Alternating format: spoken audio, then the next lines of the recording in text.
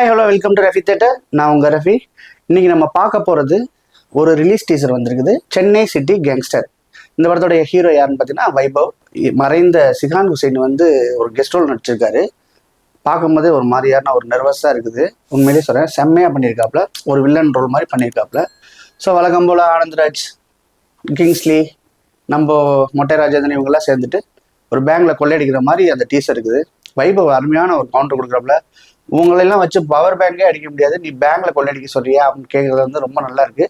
பார்க்கும்போதே பார்த்தீங்கன்னா ஒரு செம காமெடி படம் ஒன்று பண்ண போறாங்கன்னு நினைக்கிறேன். ஒரு பெருசு மாதிரி இருக்கும்னு நினைக்கிறேன். ஏன்னா பெருசும் அந்த மாதிரி தான், ஒரு சின்ன சப்ஜெக்டை வச்சுட்டு அழகா ஊதி ஊதி ஊதி ஊதி பெருசா ஒரு 2.5 மணி நேரம் என்கேஜ் பண்ணாங்க மக்களை. ஸோ அது மாதிரி தான் இந்த படம் இருக்குன்னு நினைக்கிறேன். எனக்கு ரொம்ப பிடிச்சிருக்குது அந்த சென்னை சிட்டி கேங்ஸ்டர்ஸ். நீங்களும் அந்த டீசரை பாருங்க, என்ஜாய் பண்ணுவீங்க. இதில் ஆனந்தராஜ் வழக்கம்போல ரொம்ப நாளைக்கு அப்புறம் அந்த ஆனந்தராஜை பார்க்குறோம். அவரை பார்க்க அந்த லுக்கு எல்லாமே பார்த்தீங்கன்னா நானும் ரவுடி தான் இருக்கிற மாதிரி ஒரு இது வருது. இதுலேயும் அவர் வந்து போலீஸ் இன்ஸ்பெக்டர் மாதிரி தான் சொல்றாரு. அதனால வந்து அந்த படத்தில் எப்படி நடிச்சிருக்காருன்னு சொல்லிட்டு உங்களுக்கு எல்லாருக்குமே தெரியும்.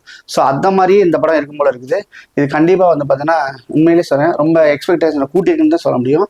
இந்த மாதிரி காமெடி படத்துக்கு டீசர் கட் பண்ணுறது ரொம்ப கஷ்டம். ஏன்னா அதை நம்மளுக்கு அதை கட் பண்ணுறது வந்து மக்களுக்கு பிடிக்கிற மாதிரி அமையுமாங்கிறது ரொம்ப கஷ்டம். ஏன்னா ஒரு ஆக்ஷன் சீக்வன்ஸில் பண்ணிடலாம், ஒரு த்ரில்லரில் பண்ணிடலாம், டைலாக்லாம் போட்டு ஃபில் பண்ணிடலாம். ஆனால் ஒரு காமெடி ட்ராக்கை வந்து டீசர் கட் பண்ணுறது ரொம்ப கஷ்டம். ஆனால் இந்த டீம் வந்து பார்த்தீங்கன்னா கரெக்டாக கட் பண்ணியிருக்கான்னு நினைக்கிறேன். உண்மையிலே சொல்கிறேன், இது நல்லா வரும்னு நினைக்கிறேன். கண்டிப்பாக நம்ம வெயிட் பண்ணி பார்ப்போம். சீக்கிரமாக அந்த படம் வரும்னு நினைக்கிறேன். தேட்டரில் பார்த்து என்ஜாய் பண்ணுவோம். இன்னைக்கு வந்து பார்த்தீங்கன்னா விஜய் ஆண்டனியோடைய மார்கன் படத்தோடைய மோஷன் போஸ்டர் ரிலீஸ் ஆயிருக்குது.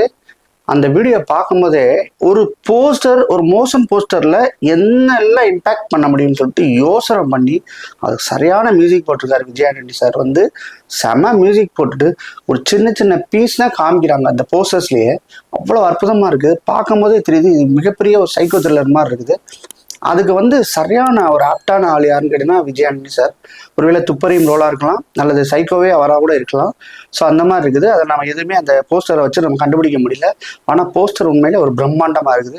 அதே சொல்லலையா, ஒரு மோஷன் போஸ்டரில் இந்த அளவுக்கு டீட்டெயில் கொடுத்து இந்த அளவுக்கு மியூசிக் கொடுத்து ஒரு ஹைப்பை ஏற்ற முடியும்னு சொன்னால் விஜய் ஆண்டனி சார் வந்து நிறைய படங்களை பண்ணியிருக்காங்க. ஆனால் அதையும் தாண்டி இந்த படத்தில் வந்து போஸ்டர் செம்மையாக இருக்குது. இந்த படம் பார்த்தீங்கன்னா ஜூன் 27 ரிலீஸ்ன்னு சொல்லிட்டு அனௌன்ஸ் பண்ணியிருக்காங்க. கண்டிப்பாக அவர் பிளான் பண்ண தேதியில் வந்து அவர் விட்டுருவார்.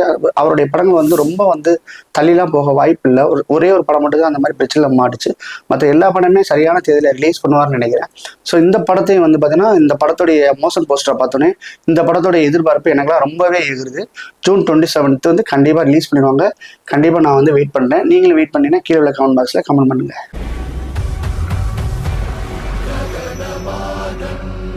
இப்போ நம்ம பார்க்க போகிறது 3BHK கனவெல்லாம்ங்கிற ஒரு லிரிக் வீடியோ ஒன்று ரிலீஸ் ஆயிருக்குது. அது யாருன்னு கேட்டீங்கன்னா உங்களுக்கு தெரியும், சித்தார்த் வந்து ஹீரோ, சரத்குமார் வந்து அப்பா ரோல் பண்ணுறாருன்னு நினைக்கிறேன். ஒரு தங்கச்சி ஒன்று இருக்குது.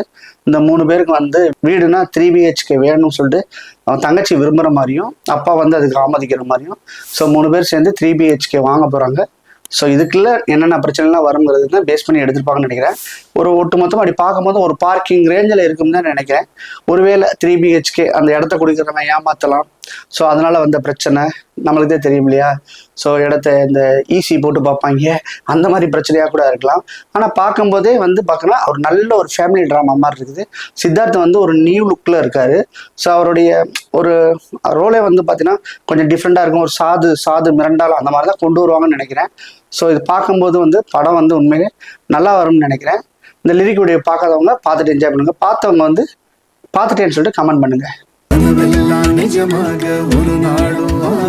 இன்னைக்கு பாத்தீங்கன்னா ஜின் படத்தோடைய ட்ரைலர் ரிலீஸ் ஆயிருக்குது. முகின் ராவ் தான் ஹீரோவா பண்ணிட்டாப்ல. ஏற்கனவே முகின் ராவ் படம் ஒன்றும் சரியா போகல. ஸோ 2வது படம் இந்த படம் ரிலீஸ் ஆகுது. என்ன மாதிரி பண்ணியிருப்பாங்கன்னு சொல்லிட்டு நம்ம ட்ரைலரை பார்த்தோம். அந்த ட்ரைலர் வந்து பார்த்தீங்கன்னா எனக்கு இம்ப்ரெஸ் ஆச்சுன்னா கண்டிப்பாக இம்ப்ரெஸ் ஆச்சுன்னு தான் சொல்ல முடியும். ஏன்னா எடுத்தோன்னே ஓப்பன் பண்ணே ட்வின்ட்டாக ஒரு மலேசியாவை காமிக்கிறாங்க. மலேசியாவில் வந்து அழகாக ஒரு ட்ரோன் ஷாட்டு. அது மூலமாக முகின் ராவ் அநேகமாக நான் நினைக்கிறேன் முகின் ராவ் வந்து மலேசியாவில் வந்து இந்தியா வர போகிறாரு, அதாவது சென்னை வர போகிறாரு. அந்த மாதிரி ஒரு பேஸாக தான் இருக்கும். பார்த்தீங்கன்னா அவர் வந்து பார்த்தீங்கன்னா இந்த பட்டணத்தில் பூதம்னு ஒரு படம் வந்துச்சு. எனக்குலாம் ரொம்ப ஏக்கம். இந்த மாதிரி ஒரு படம் வந்து இந்த காலகட்டத்துக்கு எடுத்தால் ரொம்ப நல்லா இருக்கும். அந்த படம் பார்த்தீங்கன்னா ரொம்ப சூப்பராக இருக்கும். அதில் வந்து பார்த்தீங்கன்னா ஒரு பேஸ்கெட் பால் மேட்ரு ஒன்று இருக்கும். அதெல்லாம் நம்ம பார்த்துட்டே இருக்கலாம், அந்தளவுக்கு ரசிச்சு பார்க்கலாம். அந்த மாதிரி ஒரு பட்டணத்தில் பொறுத்து அன்னைக்கே பண்ணியிருந்தாங்க. கிட்டத்தட்ட ஒரு 30-40 வருஷத்துக்கு முன்னாடியே வந்து அந்த படம் வந்துருக்கு. அப்பயே வந்து ரசிக்கிற மாதிரி இருந்துச்சு. இப்போ போட்டால் கூட டிவியில் நம்ம உட்காந்து பார்க்கலாம். இப்போ கூட யூடியூப்ல இருக்குன்னு நினைக்கிறேன், படத்தை பார்க்கலாம். அந்த மாதிரி ஒரு பேட்டர்ல வந்து ஒரு பூதம் வந்து இவர் கையில சிக்கியிருக்குது, இவருக்கு உதவி பண்ற மாதிரி. அந்த உதவி பண்ணும்போது அந்த 3 ரூல்ஸ் மாதிரி போடுறாங்க.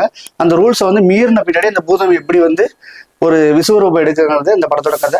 மேக்ஸிமம் பார்த்தீங்கன்னா ஒரு ஹாரர் மாதிரியும் ஒரு காமெடி ஹாரரா வந்து இந்த படத்தை பண்ணியிருப்பான்னு நினைக்கிறேன். எனக்கு என்னமோ அந்த ட்ரைலர் வந்து எனக்கு ரொம்ப இம்ப்ரெஸ் ஆச்சு. நீங்க பார்க்காதவங்க இந்த ட்ரைலரை ஒரு தடவை பாருங்க, உங்களுக்கும் பிடிக்கும்னு நான் நினைக்கிறேன். யாராருக்குன்னா இந்த ட்ரைலர் பிடிச்சிச்சோ கீழே உள்ள கமெண்ட் பாக்ஸ்ல கமெண்ட் பண்ணுங்க. இன்னைக்கு நம்ம பார்க்க போறது என்ன அப்படின்னு கேட்டீங்கன்னா, தக்லைஃப் படத்துல சுகர் பேபி சாங்கோடைய லிரிக் வீடியோ வந்து ரிலீஸ் ஆயிருக்குது. அந்த வீடியோ பத்தி தான் நம்ம பார்க்க போறோம். இந்த பாட்டை பார்த்தீங்கன்னா ஒரு அரபிக் ஸ்டைலில் ஒரு அருமையான ஒரு சாங்காக போட்டிருக்காங்க. த்ரிஷா வந்து பார்த்தீங்கன்னா செம்மையாக பெர்ஃபார்ம் பண்ணியிருக்காங்க.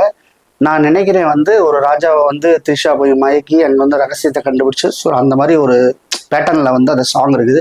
இதுவே கதையாகவும் இருக்கலாம், இல்லை வேற ஏதாவது இருக்கலாம். ஆனால் அந்த பேட்டர்ன்லாம் பார்க்கும்போது அப்படிதான் இருக்குது, என்ன வேணும் உனக்கு அப்படின்னு சொல்லிட்டு. ஸோ அந்த சாங் வந்து பண்ணியிருக்காங்க, ரொம்ப நல்லா இருக்குது. சினிமோட்டோகிராஃபி சொல்லவே தேவையில்லை. மணிரத்னம் சார் படத்தை நம்ம வந்து ரிவ்யூவே பண்ண முடியாது சினிமோட்டோகிராஃபி பற்றி. ஏன்னா அந்த அளவுக்கு ரொம்ப பெர்ஃபெக்ஷனாக எடுப்பார். ஈவன் அவருடைய ஃபர்ஸ்ட் படத்துலேருந்து லாஸ்ட் படம் வர நம்ம பார்த்துருக்கோம், பொன்னியின் செல்வன் வர பார்த்துருக்கோம். ஸோ அந்த அளவுக்கு வந்து சினிமோட்டோகிராஃபிக்லாம் வந்து சினிமோட்டோகிராஃபி மியூசிக் வந்து அவர் பிளட்லேயே இருக்கும், அந்த அளவுக்கு வந்து பயங்கரமாக பண்ணியிருப்பாரு.